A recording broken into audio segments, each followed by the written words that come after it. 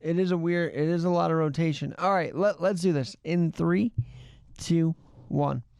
Well, it is another Terminello take tonight here on Alex Garrett Podcasting. Lou, I feel like we're going to have a lot of breaking news coming up during the week, especially with the U.S. and Iran tomorrow. But, I mean, come on now. You got your Jets' Mike White. I know you were nervous about him, but here he is against the Bears. And let me ask you straight out the gate, did he win because it's the Bears or because it's Mike White? Well, a combination of both. I would think. The one thing is Mike White, and again, Alex, thank you for having me on as usual. He had total control of the offense immediately. They definitely opened up the playbook a little bit. That they didn't for Zach Wilson. He wasn't a game manager. He was a full-service quarterback, Mike White was. He throws a beautiful ball. You saw it right away in a driving rainstorm. The running game was ineffective in the first half, but he was able to move the ball down the field against a weak defense. Let's face it, nobody's going to confuse yesterday's Chicago Bears with the 1985 Chicago Bear defense. In the second half, the Jets got the running game going. Ty Johnson and Zonovan Knight, who I know the Jets were high on in training camp, but when I saw that Robinson was a healthy scratch at 12 o'clock, I was surprised at that roster move. But both Johnson and Knight, after Michael Carter got hurt, they ran behind an offensive line that did a great job. They were aggressive. They ran with purpose. And they weren't tentative. They did what running backs are supposed to do.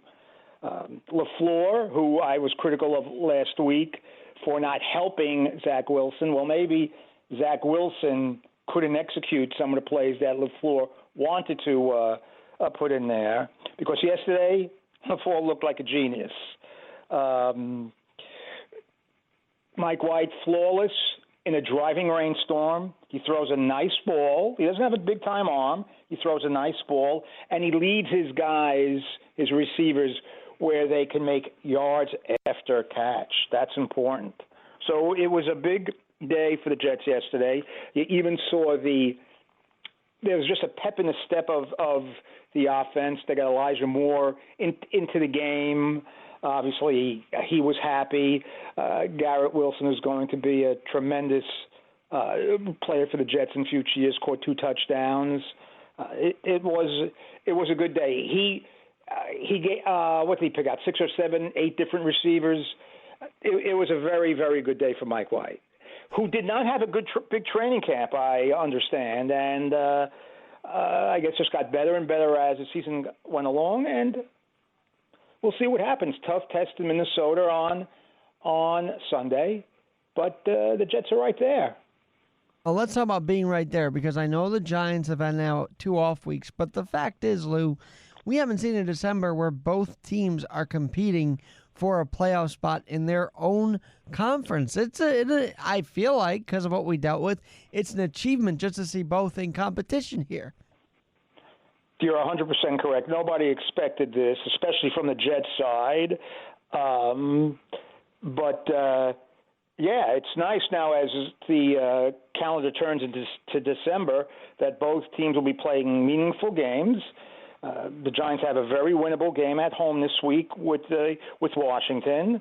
I think that they'll always be ready to play, which brings me to last Thursday's game, which they gave a big-time effort with a lot of injuries. But the difference between the Giants and Dallas on Thursday, even though Dallas won in the second half, Dallas was dominant, the difference was Brian Daboll and the coaching staff had them ready to play. Mike McCarthy, who I'm not sure is a big-time coach, I don't think he is, even though he did win the Super Bowl during the peak years of Aaron Rodgers, he did not have his team ready to play. Dallas had a terrible first half. Just look at that first Dallas possession when they go for it on their own 39 or 40-yard line. That shows no respect for the opposition, and they didn't get it. The Giants did get a field goal. They probably should have gotten a touchdown because that a legal man downfield had nothing to do with the play.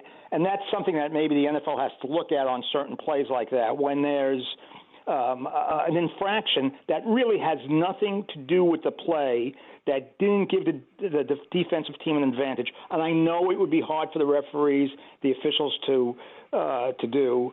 They might have to look at something like that. But the Giants were ready to play. Dallas came out. They weren't. And I said last week, Dallas, coming off their dominant game against Minnesota, needs to be dominantly consistent. They're not. They're still not. So they'll be interesting to look at going down the stretch. Well, but with a banged up roster, the Giants are always ready to play, and they'll be ready to play Sunday. Seem to pile up, but I have to challenge you a little bit. I think Washington's not going to be an easy win for this team like it has been in the past. Not going, you are correct. Established now. Mm-hmm. They have a very good defense.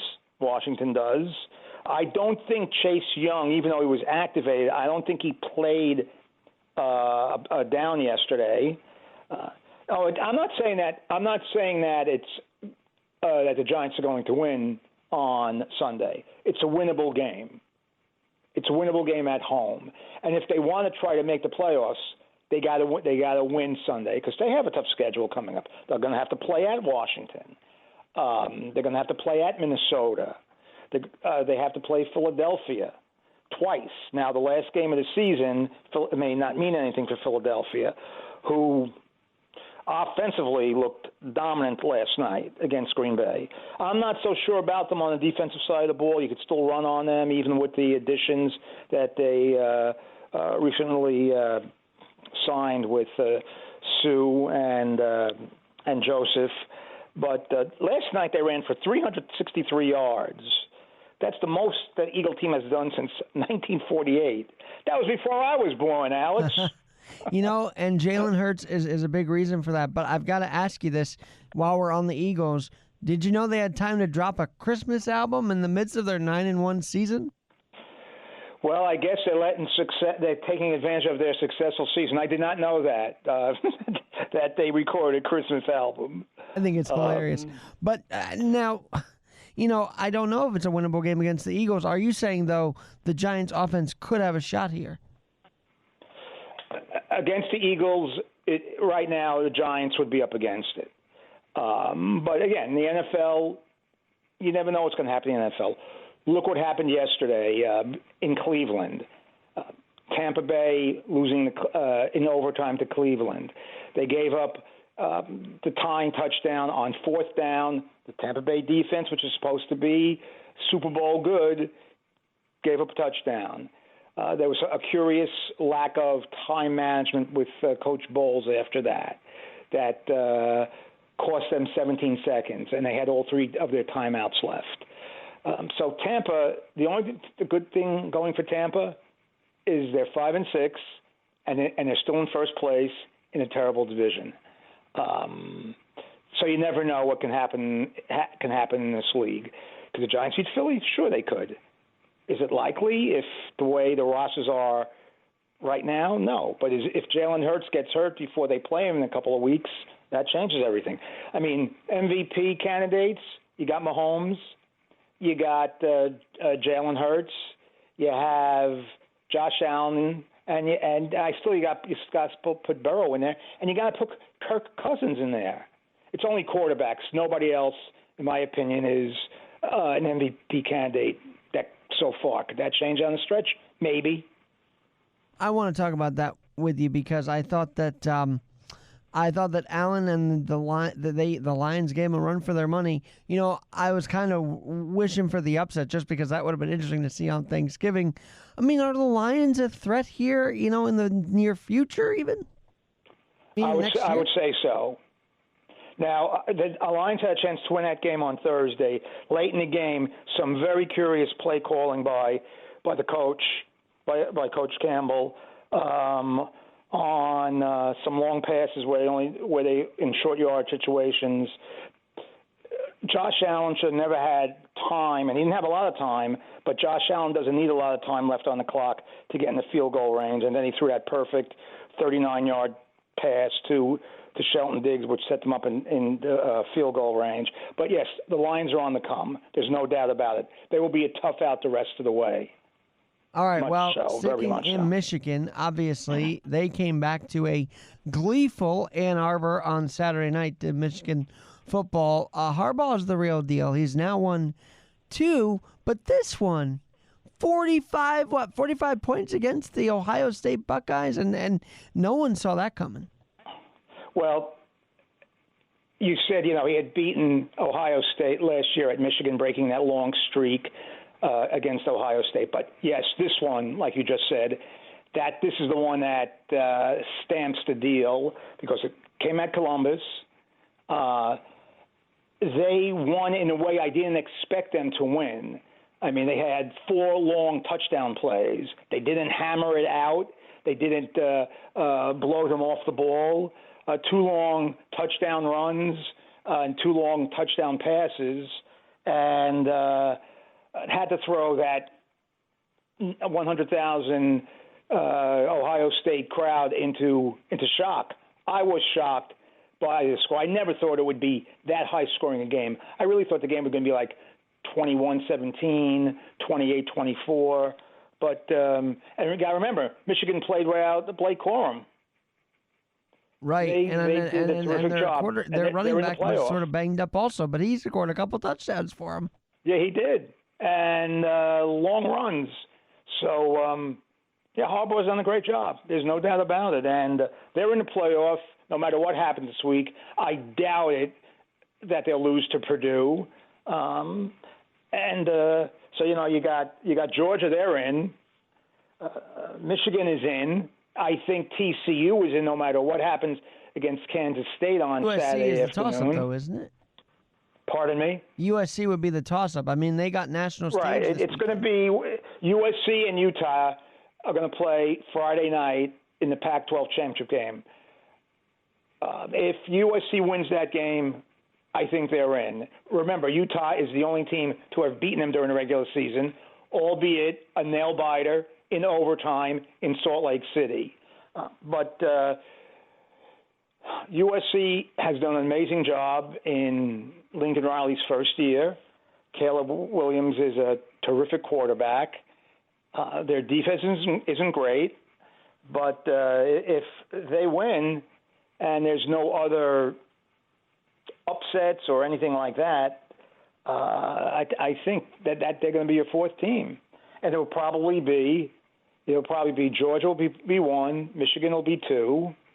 Then you have USC 3 and TCU 4, unless there's an upset in these championship games, which could change the seeding. It's not going to change who goes. So you'll have, in the semifinal game, you'll have what used to be a traditional Rose Bowl game in USC versus Michigan. But, again, we'll see what happens on Friday night. Utah's very good. But even if Utah wins, they're not going to make the playoffs. All right. Now, what's kind of interesting is Purdue is going to face Michigan in the Big Ten, if I'm not mistaken. That is correct. And that was an early season victory for Syracuse. So do those big wins early on help them in a ideal bowl scenario, or is that out the window after losing 5 in a row? No, Syracuse is going to get a bowl game. That's for sure.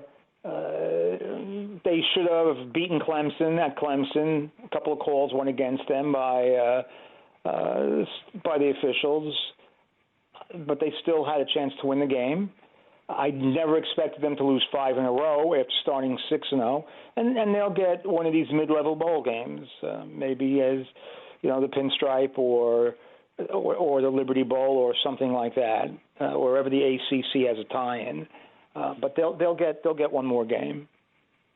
But what I meant is, I guess, the strength of play early on, does that determine where they get a bowl or no? It could. It absolutely. Remember, that's a factor. The other factor is where they can go, where they're going to draw some fans. So I don't think you're going to see Syracuse playing in the Great Potato Bowl or that's played in Boise I don't even think it's called the Great Potato Bowl anymore. They have another corporate name. Or I don't think you're going to see Syracuse playing in Shreveport against a Southeast Conference team. So I think it'll be something where they might play in maybe the Military Bowl. I don't know all the tie-ups. I know the pinstripe is ACC versus Big 12. I think we were talking earlier, maybe Kansas, right? That would be interesting. It could be Kansas, who started 6-0 and ended up 6-6, but they're still going to get a bowl game because there's way too many bowl games, and they're all made for TV. And really, the only bowls that really matter are the Big Six, which includes the two bowls that encompass the national semifinals. I mean, the idea they're going to expand this thing is getting ridiculous, isn't it? Meaning the college football playoff? I agree. I thought 4 was too little. I thought 8 would be right. I don't like 12. Well, I don't know how the regular season is going to look like.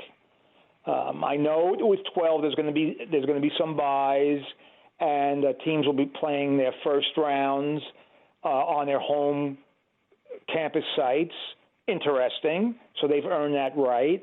But we have to see. I think going from 4 to 12 might be a little bit too much. I always thought 8 was the right number. But again, remember, for 60 years, it was no playoff at all. Then they had the BCS championship game, which were just 2 teams. Then they went to 4. Now they're going to 12. So I think 8 would be perfect. I also think that they want to do something like what happened Saturday night, which is, and I want to hammer this point home, is USC was highlighted on the national circuit for the first time really all season. I mean, they've been doing their thing in the Pac-12, but against Notre Dame, a big profile game in ABC. Yep. I mean, I think the NCAA wants to create those kind of moments and high-profile moments for those we don't see every week. Well, I think what's going to happen as these super conferences expand, as we see USC and UCLA in the Big 10, we see the Big 12 expansion, we see Texas and Oklahoma in a couple of years going to the Southeastern Conference, and there's still going to be some realignment movement. I think what you're going to see, because of what you just said, you're not going to see Syracuse playing Wagner like they did this year, or any of these teams. I don't think you're going to see Notre Dame playing UNLV. I think you're going to see more conference games, or your non-conference games are going to be against another power conference team. Alabama versus Ohio State, Michigan versus Texas. I think you're going to see more of those games because that's what they'll be looking for from a TV standpoint, because TV is going to be paying a lot of money to these conferences moving forward. I don't think you're going to see those FCS teams playing $1 million teams that might pull off an upset, right? Those that pay $1 million or get paid $1 million, I should say. Right. Well, that's what they pay. They pay them basically for a scrimmage. Georgia State playing Alabama. So I think I think you'll see more high-profile games, and I think they'll probably increase conference games. I mean, the Southeast Conference might add a conference game. So we'll see. It'll be very interesting. I still thought 8 would have been the perfect number, but we'll see. All right, can I get to the untold story of sports, which I know it's only Monday, but I feel like it has to be told because we're ramping up for Team USA against Iran. I think the fact that Qatar, to make up all of this investment, I think that's a $220+ billion investing, that would mean selling 3 billion barrels of crude oil in a market that is needing oil. I mean, how relatable is it to current events that that's the amount of barrels a study found? It's just unbelievable how much they've invested in this. And now, I mean, we could be in line to buy the oil because that's all we're doing now is buying oil from other countries. Well, I guess the tournament is expected to bring in $4.5 billion in revenue for FIFA. But considering that the investment that Qatar had to make of $220 billion to prepare for the World Cup, for the construction of the new stadiums, the renovation of another one, and building of roads, hotels, the railway system. It's just crazy. It's unbelievable. But you mean Qatar got its infrastructure better together than we do here in America? Oil. Pardon me? You mean Qatar got its infrastructure together quicker than we do here in America? Yeah, they did. They did, but now they're going to have to sell about 3 billion barrels of crude oil to help make up that deficit. And so that crude oil is going to be burned, and 928 million tons of carbon dioxide. It's wild. It's wild. I just think it's notable because nobody really knows the financial of it. They only know the human rights abuses of it. So to add the finance is just getting even crazier with it all. Oh, it does. And again, Fox hasn't talked about any of the human rights violations. I know they're in a tough spot, just like NBC was in the Olympics when the Olympics were in China, and even 4 years ago when they were in Russia. But 4 years ago, the World Cup was in Russia also. Well, 4 years ago, the World Cup was in Russia. In 2014, the Olympics were in was 2014? Yes, 2014. The Olympics were in Russia. Again, they really don't talk about that, but it's all about the money. It's all about putting on a show, and the games have been well produced. I mean, I can't complain about it. Somebody who worked for a franchise, and I know all about game operations. Unless I'm missing something and I'm not there, I'm watching it on TV. The game operations look flawless, from the entrance of the team to the anthem. Again, it seems like they have everything under control on that angle. But again, they're bringing them to these countries that just want to show what a great country they are, which they should, but it doesn't really judge what's going on under the surface. It's not like having a big-time event in Paris or London or in the United States, where you're more free. So we'll see. But tomorrow against Iran, the United States has to win. A tie does them no good. The United States has to score first, in my opinion. By the way, kudos to Bruce Arena. He's a local guy in the sense of he ran the Red Bulls for a while here, so that's how I know the name. Right. He ran the Red Bulls when they were still the Metro Stars before they changed their nickname. He's a defensive coach. So if Iran scores first, all of a sudden it puts mental and physical pressure on the United States to score. And I didn't realize they lost in '98 to them, right? Yes. Mm-hmm. Yeah, that was tough because it was right during one of the many, let's say, conflicts that we were having with Iran at that time, and they did beat us. But they got to score first. The United States has to go first. They got to come out like they did against Wales and even against England. They got to be aggressive. They got to score first. If they get the first 2 goals, they'll be in good shape. Well, I know we were proud to see them draw, although there were a lot of things. And then there was some off-the-field or on-the-field drama about this 20-year-old U.S. guy who was not playing, even though he could have. Do you know anything about that drama? Gio Reyna, his father is a Jersey boy, a New Jersey boy. He played for the Metro Stars / Red Bulls. He played for the United States national team. He says he's healthy. Coach says he's not. It's one of those. It's a real weird situation. He's going to be a superstar. He plays in the Bundesliga First Division. He's 20 years old. He's that good.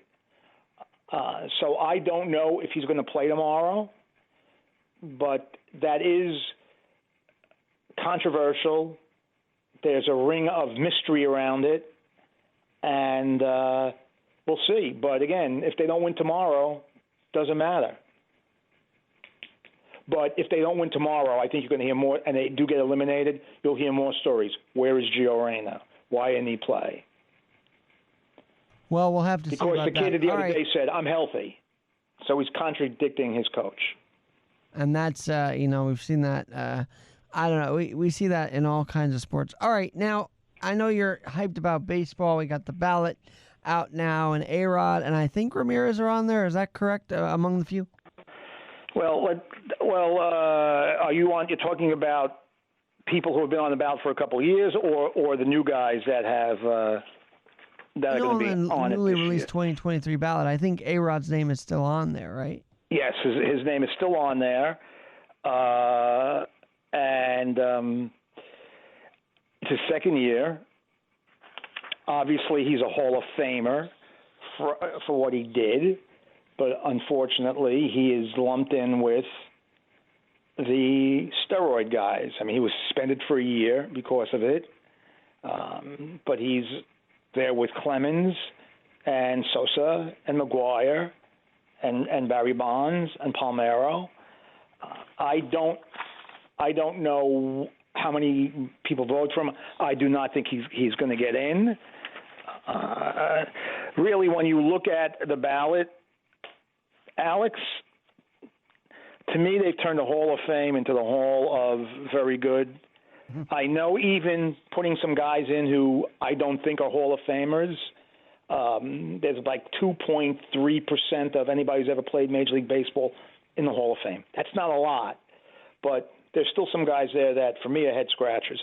But I'm looking at this list that the writers are pushing Scott Rowland.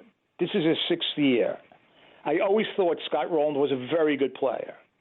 I never thought of him as a Hall of Famer. Neither do I think Todd Helton was a Hall of Famer.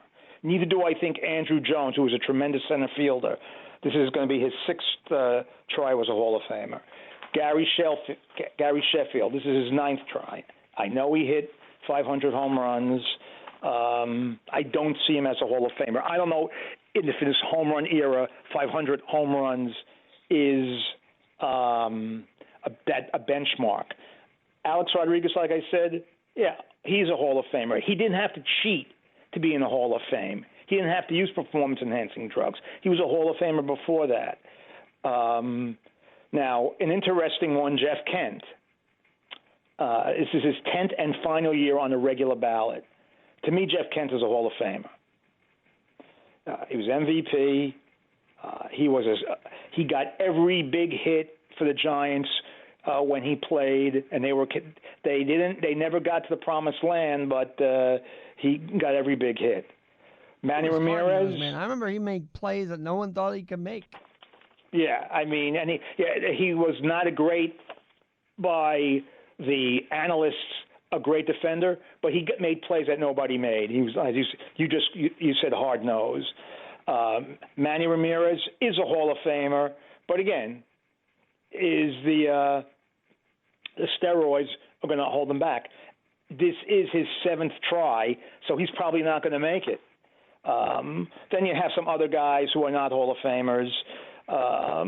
Jimmy Rollins, Mark Burley, Andy Pettit, Matt Cain, Jacoby Ellsbury. They're all on the ballot some of these guys are on the ballot for the first time.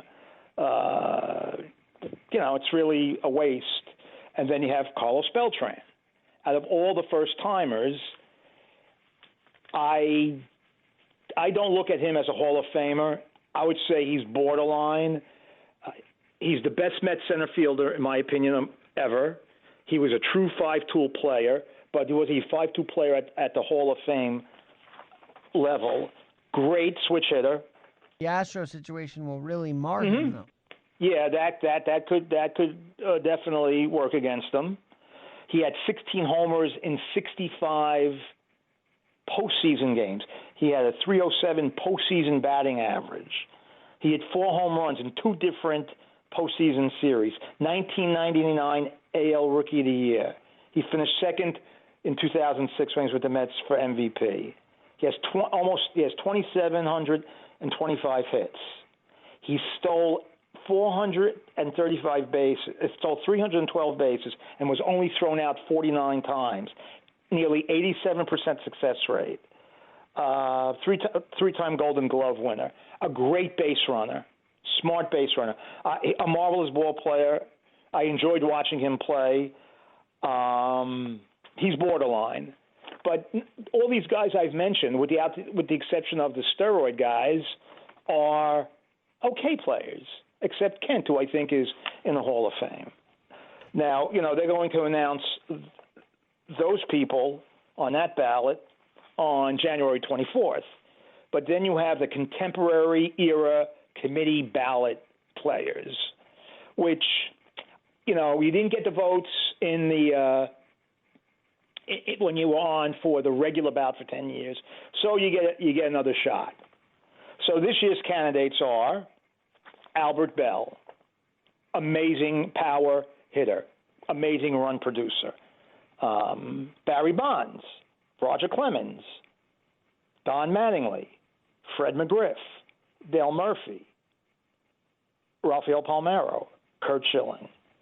So, the other thing I don't like about the contemporary era committee, that's post-1980 players, I don't like the makeup of the people who pick it. There are 16 guys. Some of them are a couple of ex-Hall of Famers, I believe, some writers, some executives. That's how Harold Baines got in. Harold Baines was a good ball player. He's not a Hall of Famer. Harold Baines is in. Keith Hernandez is not. Keith Hernandez is 10 times the player that Harold Baines was. There's no comparison. Keith Hernandez should have made the Hall of Fame on his first ballot in the regular voting system. But it's ridiculous. And Keith Hernandez isn't even on this ballot, which is a joke. But I assume they got to get 12 out of 16 votes. I don't know if any of the cheaters, Bonds and Clemens or Palmeiro, are going to get in that way. Albert Bell did not get along with the press. He was a little eccentric, but he was a tremendous ball player. He probably should have been voted in on the regular Hall of Fame committee. Then you have Curt Schilling. To me, Curt Schilling should be in, but because the Baseball Writers Association of America don't like his outspoken views, really, what does he say? I mean, it's freedom of speech. He lost his job at ESPN because he put something on his private Twitter account. Interesting. It's a private Twitter account. I think Curt Schilling's a Hall of Famer. Then you look at Dale Murphy, underrated player. He back-to-back MVP in 82 and 83 for the Braves. Home run leader in the NL in 84 and 85 for the Braves. An outstanding center fielder. He's close. He's very close. Now, Don Mattingly, he had 6 great years before he hurt his back. There's other players who've been injured. Dizzy Dean broke his foot and was never the same. He got into the Hall of Fame. Sandy Koufax had 5 incredible years. I think he won 158, 159 games, and he got into the Hall of Fame on those 5 incredible years. And then he was forced to retire. Mattingly played a couple years after that with his bad back. I think that Mattingly should be in the Hall of Fame based on that. I know one thing. He's twice the player, 3 times the player that Harold Baines is. So, again, it's really weird how they do this. But that's my I'll stop pontificating on. And a lot of New Yorkers want Mattingly in the Hall no matter what, right? Yeah, no, I think if he gets in, I don't think anybody can say anything. Are you kidding me? Bill Mazeroski's in the Hall of Fame. Okay, he was a great defensive second baseman. And I am not discounting defense, but where is Mattingly? Where is Keith Hernandez? Keith Hernandez is everything what Brooks Robinson was at third base for the Baltimore Orioles in the 60s and 70s. They're like carbon copies of each other. And Brooks Robinson, not as good a hitter as Keith Hernandez, got into the Hall of Fame on the first try. Keith Hernandez should have been in the Hall of Fame long ago. Oh, we will see what the Veterans Committee does. Now, I cannot let you go without asking you, and I was trying to avoid hockey, but I can't because no matter what, the fact is the Rangers blew a huge lead in the third period against the Oilers, and I think that sets a downhill motion for them. I know tonight they're playing the Devils. We'll get to that in another Terminello take maybe later in the week. But for right now, your initial reaction to them, allowing 3 goals to lose it on Saturday, and if that really is the start of the downward spiral for a team that was supposed to be higher up in the conference. Right, you're right. So far they have disappointed. They haven't got off to a great start. They're not obviously in any danger right now because you want to be as they say at American Thanksgiving. You want to be close to that final playoff spot, and they are. But on Saturday, they were the better team for 2 periods, and Edmonton had been shut out by the Islanders 3 nights earlier. And the Devils beat them on Monday night of that week. I never expected for the Rangers to blow a 3-0 lead. Shesterkin, a great goalie, has been a little off, just a little bit so far. But the Rangers took a bad penalty late in the third period, and Edmonton, who has a very good power play, scored a power play goal. And but that's a game that at the end of the year that you say that's a point or 2 that we gave away. That's disappointing. And tonight, obviously, they're playing the hottest team in the league, who, if it wasn't for 3 goals being disallowed last Wednesday night, which got the fans all hot and bothered, and they were throwing everything on the ice at Prudential Center, the Devils would be going for their 17th straight win tonight, which would have tied an NHL record that the Penguins have. But they've won 15 out of 16, and they're the real deal. If their goaltending holds up, and Vanacek has been great, the Devils might make the playoffs, and I did not think that was possible going into the season. I thought that you'd see an upward trend. I didn't think they'd be one of the 8, but they are fast, they are deep, and they have 6 pretty good defensemen.